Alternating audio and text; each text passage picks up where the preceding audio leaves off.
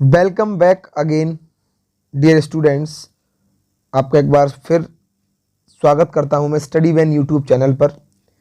काफ़ी बच्चों का मेरे पास में कमेंट आ रहा था कि sir class 8 chapter number 1 science का क्रॉप प्रोडक्शन एंड मैनेजमेंट करा दीजिए। तो मैं आज आप सभी बच्चों को फर्स्ट चैप्टर साइंस का क्लास 8 का क्रॉप प्रोडक्शन एंड मैनेजमेंट समझाने जा रहा हूँ।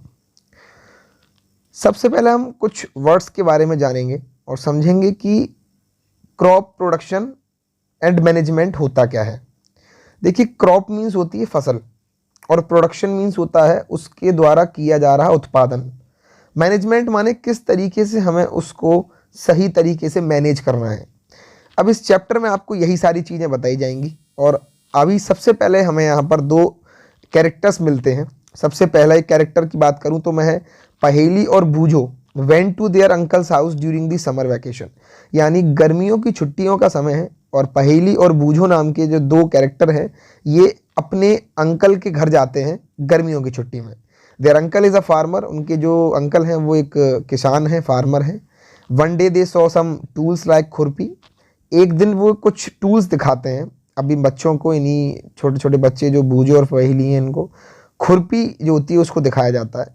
शक्ल, शॉवल, प्लग एक्सेट्रा, यानी ये सभी चीज़ें हैं क्या, तो ये वही टूल्स हैं मैं आपको बता दूं जिनका यूज़ हम लोग खेती करते हैं। जब करते हैं जो खेती में हम लोग यूज़ करते हैं तो इन्हीं चीज़ों का हम लोग प्रयोग करते हैं। जैसे हम हिंदी में फावड़ा, खुरपी और जो आप हल चलाते हैं वो सारी चीज़ें इसमें दी हुई होती हैं वो है। आगे चलते हैं हम लोग। तो बताया हुआ है कि I want to know where and how we use these tools. तो जब भी एक कैरेक्टर में से जो है बूझो बोलता है कि मुझे पता करना है कि ये टूल्स कहाँ और किस तरीके से यूज़ किए जाते हैं। तो you have learn that all living organisms require food. अब देखिए, आप सभी लोग हम पहले से ही जानते हैं कि हर एक लिविंग ऑर्गेनिजम्स को फूड की ज़रूरत होती है, यानी खाना तो सभी को चाहिए क्योंकि उसको अपने जो है ग्रोथ और साथ में जो बॉडी के अंदर जो डैमेज हो जाता है उसकी रिपेयर के लिए फूड की आवश्यकता होती है। Plants can make their food themselves, plants जो होते हैं वो अपना खाना खुद बना लेते हैं और उस प्रोसेस से जिससे वो खाना खुद बना लेते हैं उसको क्या बोलते हैं। सभी लोग कमेंट करके नीचे बताइए कि कौन सा वो प्रोसेस है जिसके थ्रू जो प्लांट्स हैं वो खाना खुद बना लेते हैं। अब यहाँ पर आगे देखिए ये एक वर्ड आ रहा है सिंथेसाइज, ठीक है। इसका मतलब क्या है सिंथेसाइज का? सिंथेसाइज मीन्स होता है किसी चीज़ को प्रोटीन से या किसी चीज़ के से हम लोग बनाते हैं। तो बोल रहा है can you recall how green plant synthesise their own food. Synthesise मतलब एक तरह से आप कह सकते हो खुद से बनाया गया खाना। Animals including humans can not make their own food, यहाँ तक कि हम लोग भी अपना खुद खाना या जानवर भी खुद अपना खाना नहीं बना सकते। So where do animals get their food from, तो जो जानवर है उन्हें कहाँ से खाना मिलता है, क्या वह तरीके हैं जिससे हम लोग खाना खा पाते हैं। लेकिन सबसे पहले हम अगर हम बात करें तो first of all why do we have to eat food. सबसे पहले एक क्वेश्चन आता है कि हमें खाना खाना ही क्यों है, क्या ज़रूरत पड़ती है खाने की। तो नीचे इसका एक एक्सप्रेशन दिया हुआ है कि you already know that energy from the food is utilized by organisms. जो एनर्जी होती है वो खाना खाने के बाद में हमारी बॉडी ग्लूकोज की फॉर्म में अपने अंदर स्टोर करती है। और उसको मैं आप सभी को और बता दूं, थोड़ा सा ये एक्स्ट्रा बता रहा हूं मैं आपको यहाँ पर, अगर मैं क्लियर कर दूं तो आपको, तो एटीपी, बेटा ये एटीपी जो होता है ये एनर्जी की ही एक यूनिट है, एक करेंसी है जिसको आप आने वाले समय में आगे पढ़ेंगे जब आप क्लास 9th में आ जाएंगे। उस समय पर जब आपको बताया जाएगा कि एटीपी क्या होता है, इसको एडेनोसिन ट्राइफॉस्फेट भी कहा जाता है। ये बॉडी में एक तरीके से करेंसी है। जिस तरीके से हम लोग जब किसी जगह जाते हैं कुछ रुपए देकर खरीदते हैं तो हर देश की अलग अलग करेंसी होती है, कहीं पर डॉलर कहीं पर टका, ऐसे आपकी बॉडी की करेंसी है एनर्जी को नापने की। अब आगे चलते हैं। बताइए you already know that energy from the body food is utilized by organism from for carrying out their various body functions. अपनी बॉडी के अलग अलग फंक्शन करने के लिए हम लोग इसका यूज़ करते हैं, जैसे कि डाइजेशन, रेस्पिरेशन, ठीक है, एंड एक्सक्रेशन। डाइजेशन माने खाने का पचना, रेस्पिरेशन मीन्स सांस लेना, और एक्सक्रेशन मतलब आपकी बॉडी से जितना भी वेस्ट है वो निकालना। We get out our food from plant और एनिमल्स और बोथ। हम लोगों को अपना जो खाना मिलता है वो या तो एनिमल से मिलता है या फिर प्लांट से मिलता है, बट एनिमल्स को कहाँ से मिलता है? उन्हें मिलता है ओनली एंड ओनली प्लांट से। तब बूझो बोलता है since we all need food how can we provide food to a large number of people in our country. अब हम सभी को खाना भी चाहिए, तो क्वेश्चन यहाँ राइज होता है कि सभी को खाना चाहिए तो इतनी ज़्यादा मात्रा में खाना हम लोग लाएं कहाँ से। तो इसका प्रॉपर वे में यहाँ फिर आगे बताया कि food has to be produce on a large scale. खाना अगर बने या खाना अगर किसी कंट्री में चाहिए होता है तो एक बड़े स्केल पर चाहिए होता है। तो in order to provide food for a large population regular production proper management और डिस्ट्रीब्यूशन इज नेसेसरी। भाई अगर इतनी सारी पॉपुलेशन को खाना पहुंचाना है तो सबसे मेन चीज़ है, पहली बात तो डेली बेसिस पर इसका प्रोडक्शन होता रहे, यानी डेली बेसिस पर इसकी ग्रोथ हो, प्रॉपर मैनेजमेंट हो कि ख़राब ना हो जाए, सड़ ना जाए, या कहीं ऐसा ना हो कहीं वेस्ट होता जाए ज़्यादा सामान, वो चीज़ें देखनी ज़रूरी है। डिस्ट्रीब्यूशन प्रॉपर तरीके से हो सके, कहीं ऐसा ना हो कहीं ज़्यादा पहुंच जाए और कहीं कम पहुंच जाए। तो ये सारी चीज़ें इस चैप्टर में आपको पढ़ाई जा रही हैं। अगला टॉपिक है अपना एग्रीकल्चर प्रैक्टिसेस। एग्रीकल्चर प्रैक्टिसेस, देखिए ये जो टॉपिक दिया हुआ है ये है एग्रीकल्चर प्रैक्टिस। एग्रीकल्चर प्रैक्टिस का मतलब हो गया कि बताया भी हुआ है कि टिल 10,000 BC यानी before Christ people were nomadic. Nomadic means क्या होता है मैं आपको बताता हूँ। नोमैटिक माने होता है घुमंतु। घुमंतु मतलब जो लोग एक जगह से दूसरी जगह से तीसरी जगह ऐसे घूमते रहते हैं अपने खाने पीने की तलाश में। They were wandering in group from place to place in search of food and shelter. अपने घर के लिए, अपने खाने के लिए एक जगह से दूसरी जगह घूमते रहते हैं, उन लोगों को हम नोमैडिक कहते हैं। They ate raw fruits and vegetables, कच्चा खाना, कच्चे फ्रूट्स, कच्चे वेजिटेबल्स को ये ज़्यादातर खाते हैं। They started hunting animals for food. एक तरीके से आप समझ लीजिए आदिवासी लोग जो हुआ करते थे वो नोमैडिक थे, वो सब कुछ खा लेते थे, कच्चा खाना, जानवरों को मार के खा लेते थे। Later they could cultivate land and produce rice. धीरे धीरे उनमें थोड़ी समझ आने लगी और उन्होंने जगहों को कल्टीवेट करके वहाँ पर क्रॉप्स ग्रोथ करना शुरू किया। राइस हो गया, वीट हो गए, ये सारी चीज़ें, और इसी को एक नाम दे दिया गया, इसी को आने वाले समय में साइंटिफिकली एक टर्म दे दिया गया एग्रीकल्चर। एग्रीकल्चर मीन्स एक तरीके से क्रॉप्स को ग्रोथ करने का एक पूरा कल्चर एग्रीकल्चर कहलाया जाता है। When plants of the same kind are cultivated one place on a large scale, it is called a crop. एक ही प्रकार का जब खाना या एक ही प्रकार के कोई क्रॉप एक बड़े लार्ज एरिया में हम लोग जब ग्रोथ करते हैं तो उसको हम एक टर्म दे देते हैं और उस टर्म का नाम है क्रॉप। ये जो वर्ड आपको दिखाया हुआ है इसे क्रॉप कहते हैं। For example crop of wheat means that all the plants grown in a field are that of wheat wheat. यानी अगर मैंने कहा क्रॉप ऑफ वीट, इसका मतलब यानी गेहूं की, अगर मैंने बोला गेहूं की फसल, इसका मतलब उस पूरी जमीन पर सिर्फ और सिर्फ गेहूं हो रहे हैं और कुछ नहीं। तो अब आप समझ भी गए होंगे कि क्रॉप का मतलब क्या है। You already know that crops are of different types like cereals, vegetables, fruits. Crop बेटा बहुत प्रकार के होते हैं, अलग अलग टाइप्स के, जिसमें आपको वेजिटेबल्स, जिसमें आपको फ्रूट्स और बहुत सारे ग्रेन्स वगैरह सब चीज़ आती हैं। This can be classified on the basis of the season in which they grow. और ये अलग अलग प्रकार से सीजन्स के हिसाब से बटे हुए हैं। आपको मैं और क्लियर आउट कर देता हूँ यहीं पे। तो 3 प्रकार की फसलें हमारे यहाँ होती हैं, खारीफ, राबी और ज़ैद।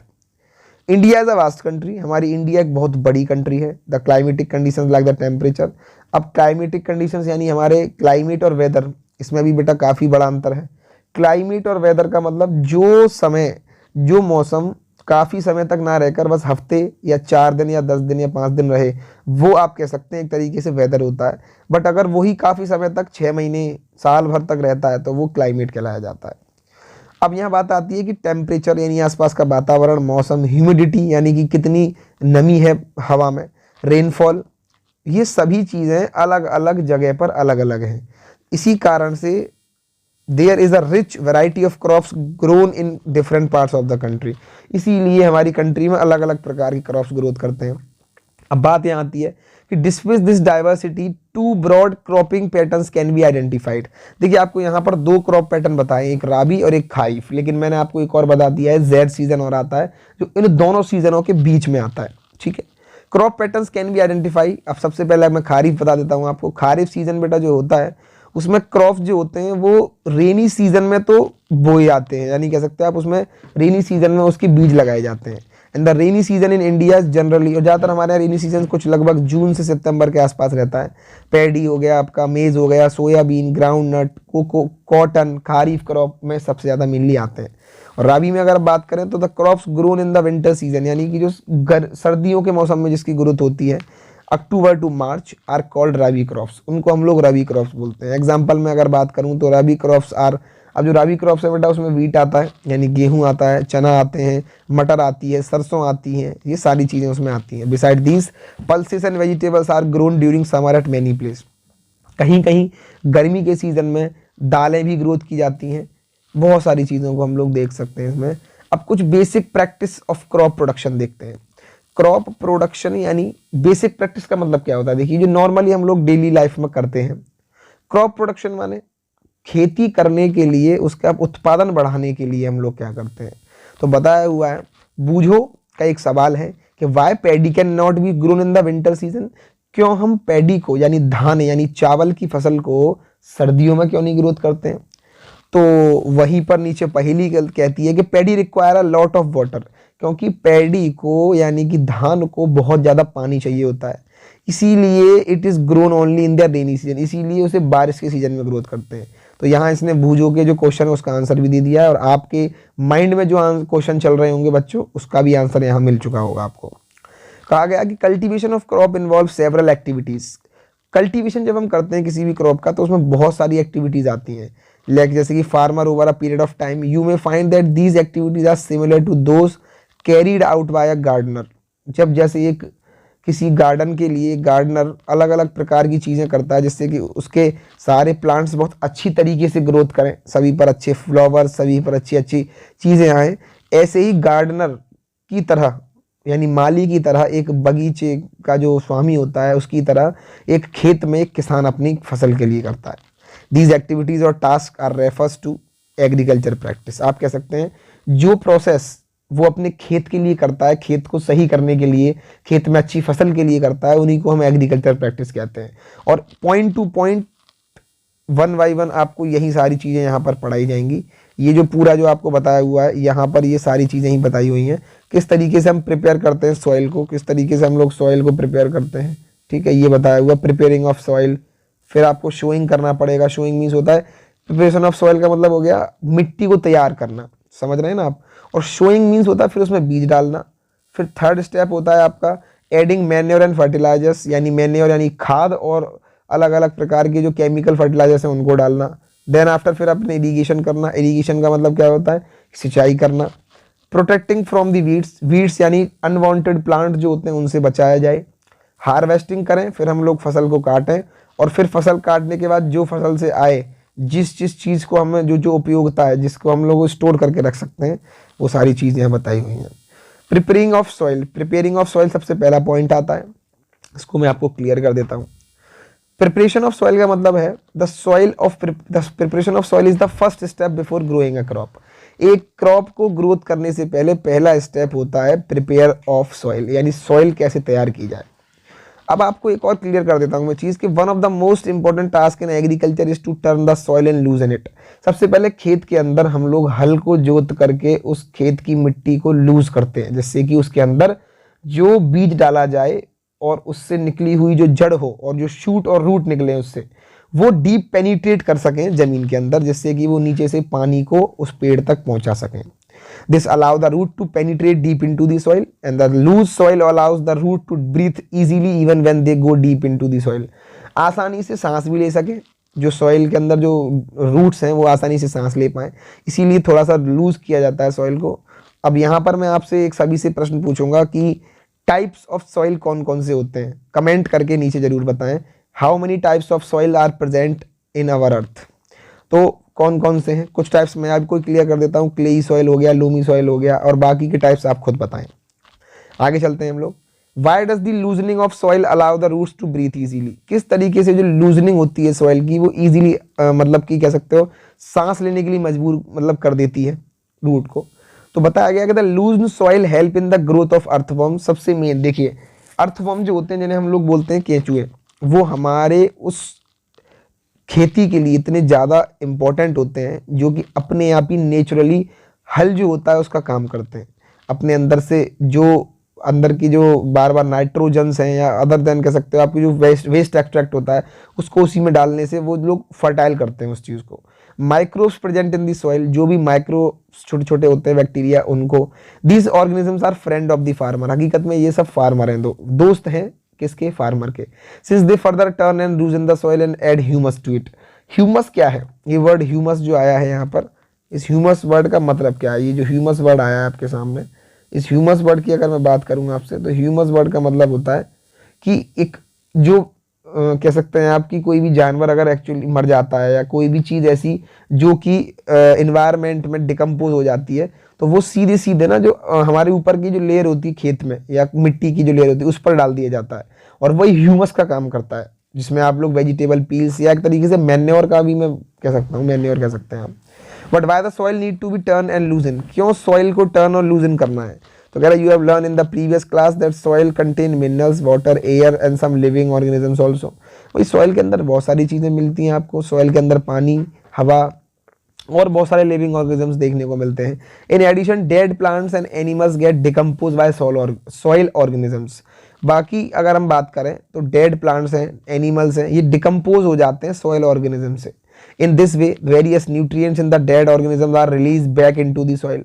काफ़ी बहुत सारे न्यूट्रिएंट्स ऐसे डेड ऑर्गेनिजम्स हैं जो कि रिलीज कर दिए जाते हैं सॉइल के अंदर। These nutrients are again absorb by plant, और फिर बाद में ये प्लांट इनको एब्जॉर्ब करके हम तक और आपकी बॉडी तक पहुंचाता है। Since only a few centimetre of the top layer of soil support plant growth, कुछ ही लेयर ऊपर की ऐसी है जो टॉप सॉइल जिसे कहा जाता है वो सपोर्ट करती है प्लांट की ग्रोथ को, अदर देन नीचे वाली सॉइल सपोर्ट नहीं करती। Turning and loosening of soil bring the nutrition rich soil to the top so that plant can use these nutrients. हम लोग टर्न और लूज क्यों करते हैं सॉइल को, उसका एक और कारण है कि जब भी वो जो सॉइल है जब वो ऊपर आ जाती है ना, तो उससे हमारे जो प्लांट्स हैं वो आराम से उससे क्या कर पाते हैं, सांस ले पाते हैं और सारे न्यूट्रिएंट्स खींच लेते हैं। Turning and loosening of soil is very important for cultivation of crop. सबसे मेन कल्टीवेशन ऑफ क्रॉप के लिए बहुत जरूरी होती है ये process. The process of loosening and turning of the soil is called tilling और प्लगिंग। आप दोनों ही प्रोसेस या दोनों ही नाम ले सकते हैं। इन दोनों नामों में मैं आपको बता दूं, ये जो दोनों नाम है टिलिंग और प्लगिंग, दोनों ही यूजफुल हैं। इन दोनों का ही आप यूज़ कर सकते हैं। दोनों का ही मतलब होता है कि मिट्टी को जोतना।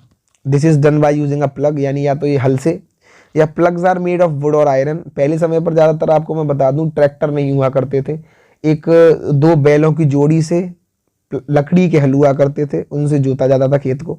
बट आज के समय पर हम लोग कह सकते हैं आफ्टर ग्रीन रेवोल्यूशन साइंस ने बहुत तरक्की की और आज हमारे पास अलग अलग प्रकार की मशीनरीज हैं जिनसे हम बहुत ही कम समय में अपने खेत के अंदर प्रोडक्टिविटी को बढ़ा चुके हैं। If this soil is very dry, अगर सॉइल ड्राई होगा then it may need watering, तो उसको पानी चाहिए। Before plugging the plugged field में have big clumps of soil called crumbs.